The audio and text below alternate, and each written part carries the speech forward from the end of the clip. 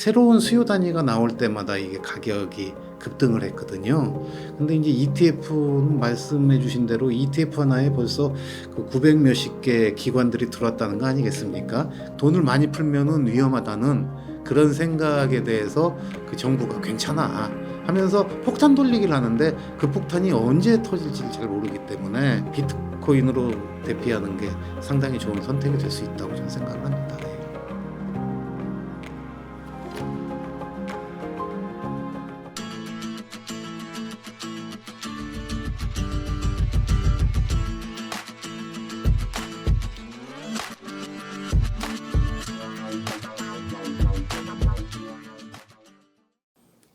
이미 수없이 나왔죠. 하드 포커를 통해 가지고. 예컨대 라이트닝 네트워크도 라이트코인도 그렇고, 비트코인 캐시, 뭐 비트코인 사토시 버전, 비트코인 골드, 비트코인 플래티늄, 뭐 수도시 나왔어요. 수도시 나왔는데 그 다 실패했거든요. 근데 이거는 그 비트코인에만 한정된 일이 아닙니다. 그 제가 초기에 말씀드릴 때 디지털 골드이면서 디지털 네트워크라고 했잖아요. 이제 가치의 네트워크인데, 이 네트워크라는 개념이 아주 중요합니다. 그 인터넷이 정보의 네트워크인데, 인터넷이 1970년대에 나왔는데 지금까지 초기 프로토콜을 그대로 사용하고 있습니다. 그 뒤에 기술 개발이 엄청 돼서 다른 거 쓰자는 얘기가 수도 없이 나왔어요. 수도 없이 나왔는데, 그 인터넷을 기반해 가지고 뭔가 하는 사람들이 서로 생기잖아요. 참여자들이. 그럼 이게 끝나는 겁니다.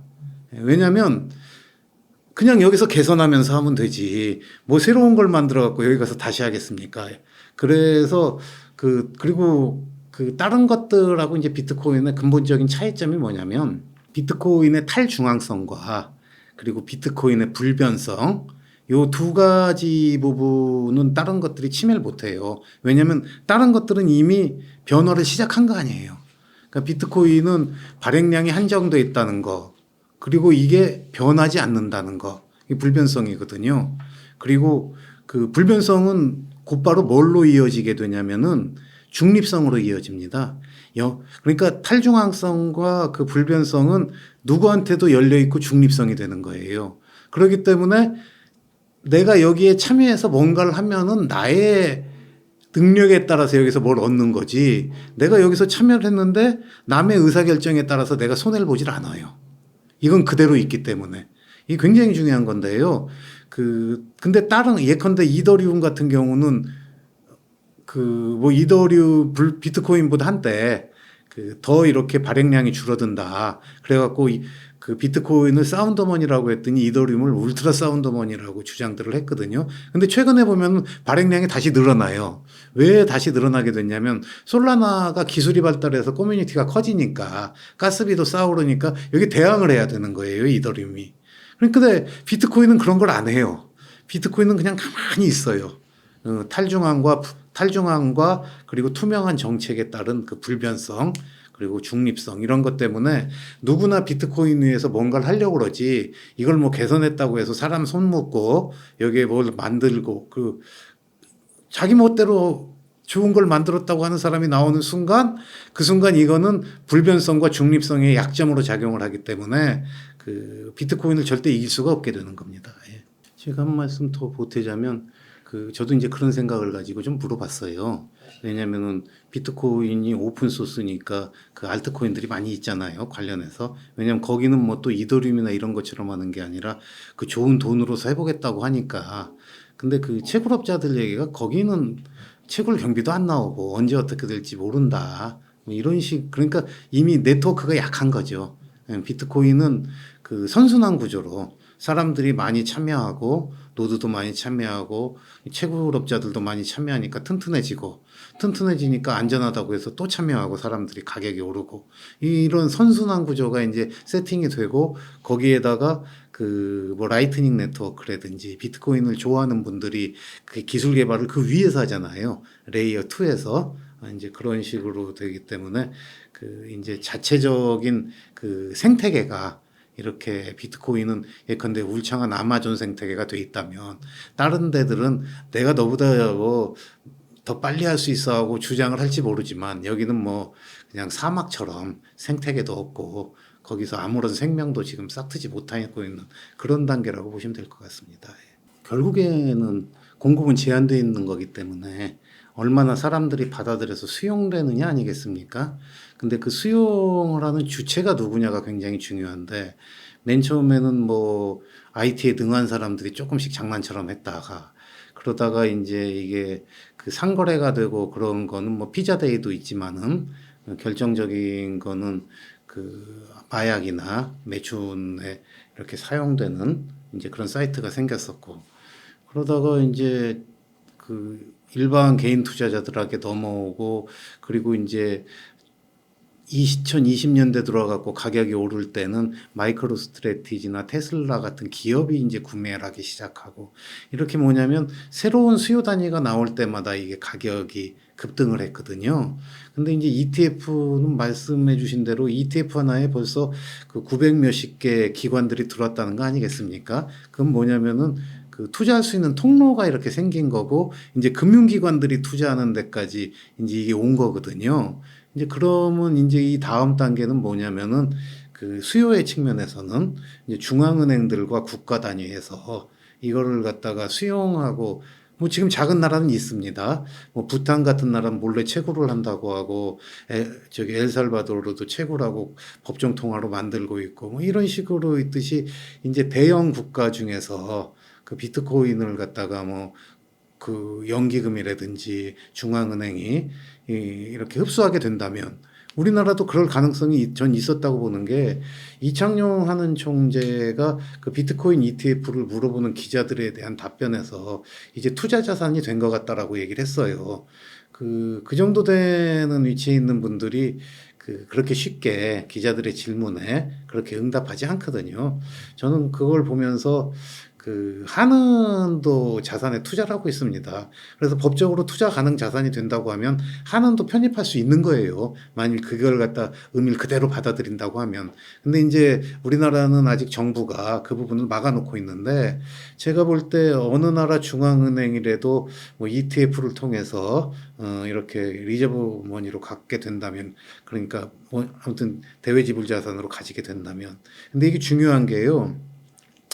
2011년 무렵에 저기 마운트 곡스가 해킹당할 때, 그때 5월 무렵에 가격을 찾아봤더니 그 비트코인 가격이 그 $1,000 수준이었더라고요. 근데 지금 7만 달러 아니겠습니까? 만일 그때 우리 정부가 10억 달러 상당의 비트코인을 사놨다면 지금 700억 달러가 돼 있는 겁니다. 우리 외환보유고가 지금 4천억 달러거든요. 근데 아니 이거는 웃을 일이 아닌 게요. 이걸 외사해서 그런 거 아니겠습니까? 근데 지금 우리나라가 한 1,000억 달러 정도 미 국채를 가지고 있어요. 대부분 장기채로 가지고 있는데, 미국 은행들이 두 가지 이유로 지금 어떻게 보면 위험 요소가 돼 있는데, 미국 금융 시스템이 하나는 상업용 부동산에 대출해 준 게 상업용 부동산 가격 폭락으로 위험하게 돼 있고, 또 하나는 뭐냐면은 미국 장기 국채를 갖다 보유하고 있는데 그게 평가손을 잇고 있습니다. 작년에 미국 예금보험상사가 금리가 지금보다 좀 낮은 수준이었을 거예요. 아니면 비슷한 수준이거나. 그때 미국 은행들이 보유하고 있는 국채 평가손 규모가 8천억 달러 정도에 달한다고 얘기를 했었거든요. 우리 한은도 아마 제가 보기에는 발표를 안 해서 그렇지 지금 시중에서 내다 판다고 하면 몇백억 달러 손해를 보고 있는 겁니다. 만기까지 가면 액면가를 그대로 가지고 가겠지만은, 그렇다고 하면은 뭘로 보관을 해야겠습니까? 고민을 해야 될 거 아니에요. 이게 투자 자산으로서 비트코인을 계속 가져갈 건가? 블랙록하고 피델리티, 아크인베스트가 기관들한테 가서 이걸 설명할 때 뭐라고 설명하냐면요.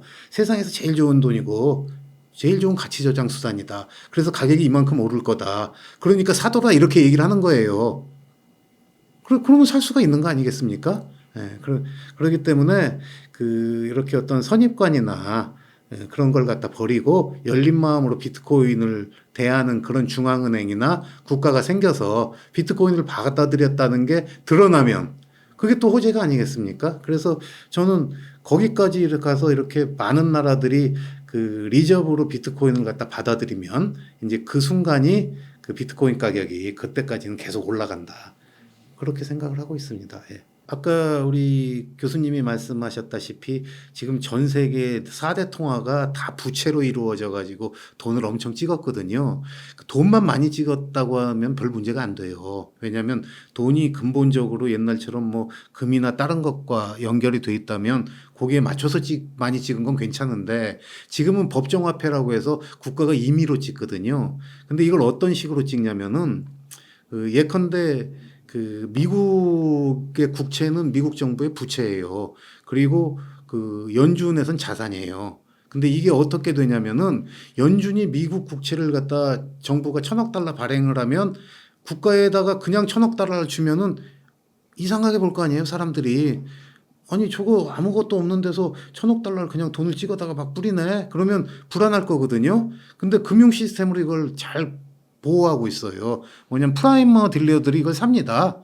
사가지고 사면은 연준이 국채를 자기가 받아오면서 프라이머 딜러의 예금 계좌에다가 1,000억 달러를 찍어주는 거예요. 아무것도 없이 1,000억 달러가 새로 만들어지는 겁니다. 그렇게 만들어진 돈이 지금 전 세상에 있는 거예요. 그러니까 이게 뭐냐면 근데 국채를 기반으로 해서 엔화든 달러든 다 발행이 되거든요. 그러면 어떤 결과가 나오냐면은 금리가 올라가면 어떻게 돼요? 정부의 재정 부담이 엄청 커지잖아요. 그동안은 거의 제로금리 수준에서 무비용으로 이렇게 갖다가 그 돈을 갖다 써서 마구 썼는데, 근데 일본도 계속 그렇게 했거든요. 그래서 지금 미국이나 일본이나 엄청난 통화 발행은 엄청난 부채하고 연결이 돼 있습니다. 근데 여기서 이제 시스템이 흔들리려고 하는 거예요. 엔화가 자꾸 떨어지니까 일본 국민들이 죽겠다고 난리거든요. 수출은 잘 된다고 하지만 실질 소득이 줄어들고 물가가 오르고, 그리고 외국 관광객이 와서 옛날에 자기가 무시하던 뭐 동남아 애들이나 한국 사람들이 와가지고 그냥 막 자기네 귀한 거 사가고 먹고 그러니까 일본 국민들의 자존심이 엄청 상했거든요. 그러니까 이거 막아야 돼요. 막아야 되기 때문에. 근데 이 금리를 올려서 엔화 금리를 올려가지고 이걸 막으면 일본 정부가 못 견뎌요. 부채가 많기 때문에. 그럼 다른 방법은 뭐냐면은 미 국채를 내가 팔아야 돼요. 근데 팔 것도 그렇게 많이 남지 않았어요, 이제. 왜냐면 한 번 팔 때마다 몇백억 달러씩 지금 4번을 팔았거든요. 그러니까 선택하기가 되게 힘들어요. 그래서 어떠한 걸 하려고 하냐면 무제한 통화 수합을 해서 일본이 그 달러를 갖다가 갖고 가서 시장에서 만들면, 그러면 일본이 그 미국 국채를 팔지 않고도 뭔가를 할 수 있지 않을까, 이제 이런 생각을 하는 거거든요. 그럼 돈이 또 늘어나는 겁니다. 그럼 이렇게 유동성이 또 늘어나게 되면 또 어떤 일이 발생하냐면 그 중국도 자기들도 일본과 수출 경쟁을 하는 거는 또 막 제대로 수출하기 위해서 그 일본에 대항해서 돈을 또 풀고 이런 식으로 해가지고 그 시중에 돈이 넘쳐날 거다, 글로벌리. 제가 그 분석을 한 게 아니라 그 어떤 전문가가 이렇게 분석해 놓으신 게 있길래 이 사람이 이렇게 생각한다고 기록을 갖다 옮겨 놓은 겁니다. 예. 그러니까 그 지금은 그 우리 화폐 전쟁도 쓰시고 화폐 금융에 대가신 우리 홍 교수님 여기 계시지만은 그 너무 많은 돈이 발행돼 있고, 그리고 그 돈의 발행이 어디까지 갈지가 지금 그 보면 흔히들 말씀들 하실 때 고장난 시계도 2번은 맞는다 라고 이렇게 얘기해 갖고 금융위기를 갖다 얘기하시는 분들을 저 사람은 맨날 그래 이런 얘기를 갖다가 많이 하는데, 그 헤지펀드 대부인 레이 달리오조차도 지금 디레버리징의 가능성에 대해서 계속 경고를 하고 있습니다. 디레버리징이란 건 뭐냐면 우리는 굉장히 아무리 힘들어도 정부가 다시 돈을 풀고 은행에 다시 돈을 풀면 자산 가격이 올라갈 거라고 생각해서 시장은 끊임없이 그걸 요구를 하거든요. 그 지금도 그런 상황 아니겠습니까? 지금도 그런 상황인데 그 돈을 풀어야 경기 상황도 좋아지고, 경기 상황이 좋아져야 그 국민들로부터 지지도 받기 때문에 뭐 선거가 앞에 있거나 선거를 하지 않더라도 국민의 불안이 극에 달하거나 하게 되면 돈을 풀어갖고 경기를 살리려고 하는 게 정부의 일반적인 입장이에요. 일반적인 입장인데 여기 레이 달리오가 만든 이 경제가 움직이는 사이클, 이 그림에 보면은 이 단기 사이클로 그렇게 해서 계속해서 경제가 부채에 의해서 성장을 하는데 그게 디레버리징이 한 번은 일어나요. 이게 사이클이 이게 눈에 보이기는 이게 70년에서 100년이라고 그러더라고요. 이 장기 사이클이.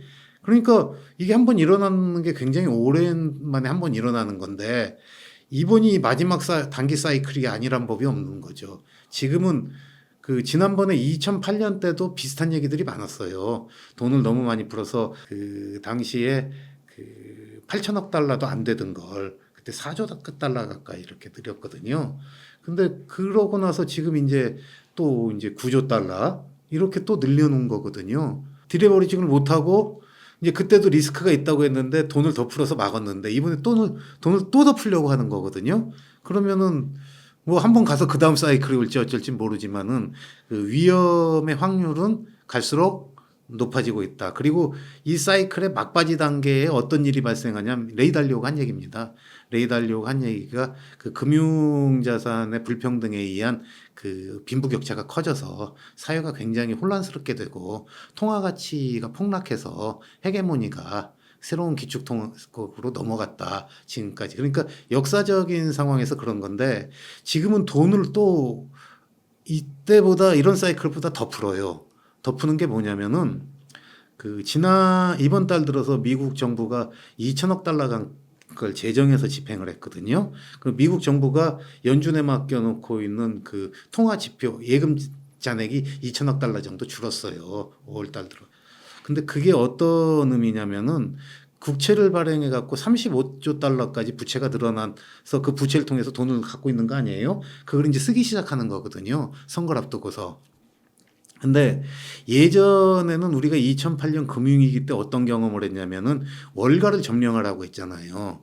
뭐냐면 그 연준이 돈을 푸는 방식이 금융기관을 통해서 돈을 풀다 보니까 자산 가격 상승으로 빈부격차가 나는 거예요. 그러니까 미국의 진보적인 학자들 중에 일부가 MMT라고 해서 그 현대통화이론에 그 뭐냐면은 그 이걸 갖다가 금융기관을 통해서 풀지 말고 월급만 배불리니까 이거를 갖다가 정부가 직접 가져가서 우린 기축통화국이라서 돈 안만 찍어도 괜찮다. 정부가 직접 가져가 가지고 이걸 갖다가 기업도 주고 일자리 만들게 그리고 가난한 사람들한테 주면 이 빈부격차 안 나고 이 사람들이 잘 먹고 잘 살지 않겠냐. 산업도 살리고 이런 이론이 나와갖고 지금 바이든 정부가 그걸 하고 있는 거예요. 코로나 때 막 개인 주머니에다가 엄청나게 찔러주고 그리고 그 이렇게 뭐 재생에너지에도 돈 주고 뭐 SOC에도 투자하고 이게 바로 거기에 기반해서 하는 거거든요. 그러니까 지금은 뭐냐면은 옛날에는 패드가 그나마 독립성을 갖다 가지고 월가를 통해서 돈을 풀었다면 이젠 패드도 풀고 정부도 풀고 이런 적은 없었던 거예요. 그리고 아까 제가 1조 위엔을 중국 정부가 이렇게 채권을 발행한다고 했는데 이게 특별 채권인데 이건 재정 규정에도 안 들어가요. 그냥 찍는 거예요. 똑같아요. 그러니까 뭐냐면은 그 지금까지 이 돈 풀기에도 별다른 문제가 없었다는데 너무 익숙해져 있어가지고 지금 완전히 그 마비된 거예요.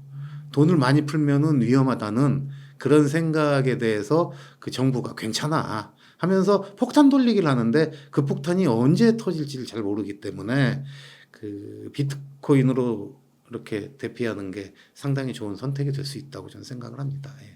저는 뭐 당연하고 이렇게 그 아까도 말씀드렸다시피 기업뿐만 아니라 뭐 연기금과 국가까지도 이렇게 들어올 것이다라고 이렇게 말씀을 드리는데 그 가장 중요한 이유가 그 가치 저장 수단으로서 그 한정된 다고 말씀드리지 않았습니까? 그러니까 가치가 좋아요. 근데 아무리 좋은 거라도 제가 제 편을 들은다 그러면 못 들을 거 아니에요. 그렇잖아요. 예, 근데 비트코인은 가장 중요한 게 뭐냐면 분산돼 있고 탈중앙화돼 있기 때문에 역으로 얘기하면 중립적입니다. 누구한테나. 그러니까 악인아도 이용할 수 있고 선으로도 이용할 수 있고 미국 대법원 판결에 비트코인이 그 마약이나 이런 데 쓰인다고 비트코인 자체를 갖다가 나쁜 걸로 규정하려고 하는 시도가 있었거든요. 근데 거기서 뭐라고 했냐면 비트코인은 죄가 없다예요. 그걸 한 행위란 사람이 죄지. 달러도 마찬가지 아니겠습니까? 근데 달러는 뭐냐면은 그 달러 네트워크인 스위프트에서 그 틈만 나면은 규제라잖아요. 그렇죠. 예, 왜냐하면 러시아도 규제하지 뭐 그러니까 뭐냐면 미국의 정치적 목적이나 가치에 따라 가지고 달러 시스템은 미국의 손아귀에서 왔다 갔다 하기 때문에 그 중립적이지 않잖아요. 근데 비트코인은 중립적이거든요. 중립적이란 건 뭐냐면 이게 좋은 돈이고 중립적이라고 하면 내가 먼저 확보해야 되는 겁니다. 그러니까 당연한 거예요. 그러니까 국가들도 여기에 눈 뜨는 순간 저는 그 국가들이 비트코인을 하루라도 빨리 전략 자산으로 인정해 가지고 거기에 대한 어떤 국가 전략을 세워야 된다고 생각하는 입장이거든요. 개인들이야 뭐 자기의 투자의 자유의 목적으로 하면 되는 거지만 그랬을 경우에 그 미국과 중국 아니면 유럽 이런 나라들이 좋은 돈을 먼저 확보하는 나라가 더 유리한 곳을 차지하지 않겠습니까? 그런 측면에서 본다면 그 지금은 미국이 제일 유리하죠. 왜냐하면 채굴도 가장 많이 하고 가장 많이 가져 있고 어쨌든 이 언로가 트여 있어가지고 계속해서 그 얘기를 하면서 이제 대선 후보들도 받아들이기 시작하고 그러니까 그 비트코인이 뭐 P2P 화폐라고 해가지고 비트코인은 이래야 돼라는 그 가치를 우리가 넣을 필요는 전혀 없어요. 그 비트코인은 오픈 소스로 누구에게나 열려 있고 개인뿐만이 아니라 어느 집단에도 열려 있고 그냥 가장 좋은 돈이다. 그렇기 때문에 나의 필요에 따라서 이걸 활용하면 된다. 저는 그렇게 생각합니다. 예.